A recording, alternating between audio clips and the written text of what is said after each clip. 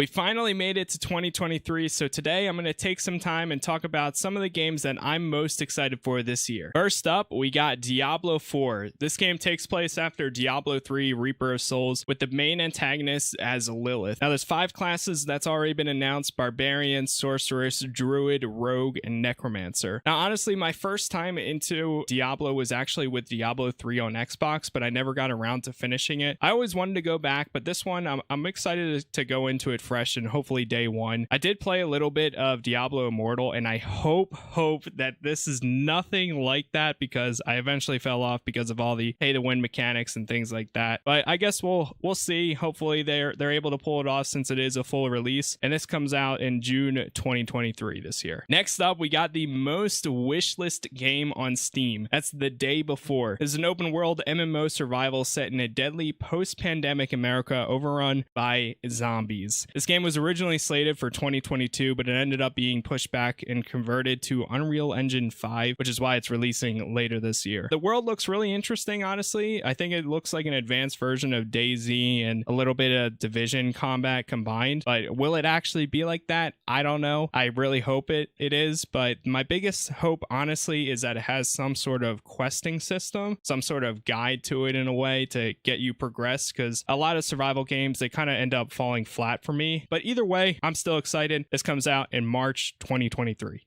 Next up, we have Like a Dragon Ishin. This is a game set in the 1860s where you play as a samurai named Sakamoto Ryoma. Sorry if I butchered that. And you venture into Kyoto to search for justice and clear your name. Sakamoto turns out to be a real-life person, but it's actually being portrayed in the form of Kiryu from Yakuza or the Like a Dragon series. I've always really enjoyed the Yakuza games ever since Game Ranks and Jake Baldino introduced me to them, so I'm really excited to see how this game is, especially with a different setting compared to the most recent Yakuza games, and also being turn-based as well, which I still need to get around to, but I will eventually. How is the combat going to work as a samurai compared to the previous games? I don't know, but this comes out in February 2023. Next up, we got another highly anticipated game, Atomic Heart.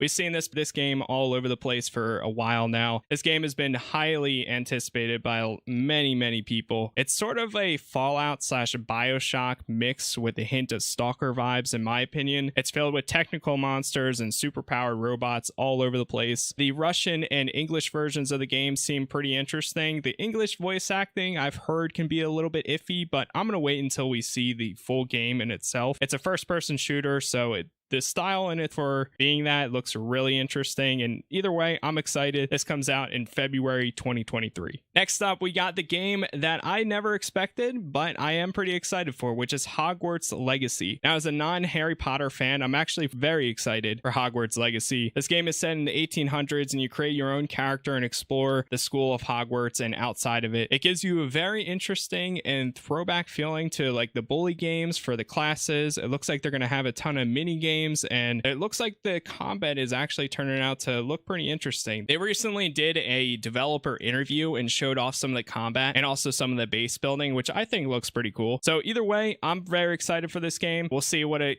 actually turns out to be when it comes out in February 2023. Yes, another game in February. This next one I'm very excited for, which is Suicide Squad, the next game from Rocksteady, and it's actually set in the Arkham universe. We recently got a video that showed that Kevin Conroy will actually be playing Batman in this game for one final time, and so that in itself is going to be very touching to see him portray Batman for the final iteration. This is supposed to be a third-person shooter co-op game with a very rich story that is taking down Brainiac-controlled Justice League. I'm very excited for this game, and I hope Rocksteady can pull this off, especially being a different style game, with this being a shooter compared to how they did all the Arkham games. I guess at the end of the day, we'll see, but I'll keep a close eye on this. This comes out May 2023. Next up, we got Starfield, the next big game from Bethesda. I've been a huge fan of the Fallout and Elder Scrolls games for a while now, and this one is actually set in space with tons and tons of different planets you can go to, different factions, and supposedly it's going to have the most dialogue they've ever done before. They actually just recently updated their forum page, and apparently this game is coming coming out sometime in the first quarter of 2023 now, so it's not too far out from the time this video going live. Next up, we have Jedi Survivor. This is the follow-up to Jedi Fallen Order. It's set in the Star Wars universe once again, with Cal Kestis playing it as, I believe, right after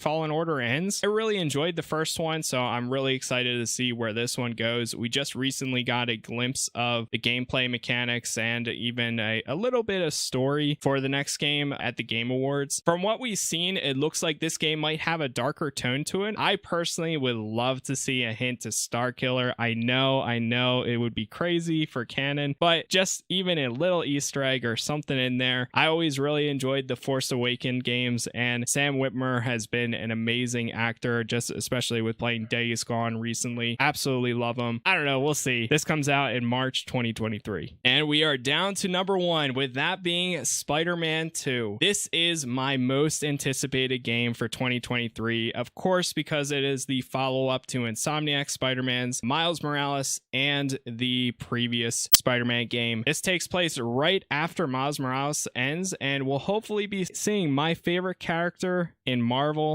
Venom. Who else will be in it? I'm not sure. They gave us the Sinister Six in the first game, and I absolutely love the story in both Miles and in Peter Parker's own. Are they going to actually give us the symbiote suit this time around? I love to see that. I mean, we're getting Venom, so I feel like we can expect that, but they did say the first time around when they came out with Insomniac Spider-Man that if they were going to do the symbiote suit, they were going to give it its own game because it is that impactful. So I really hope we see it in this one. Either way, this comes out in fall 2023, and I'm beyond excited. So those are all the big games coming out this year, but there's one more coming out on PC that I'm very excited to play as well. With that being Last of Us Part 1 Remake.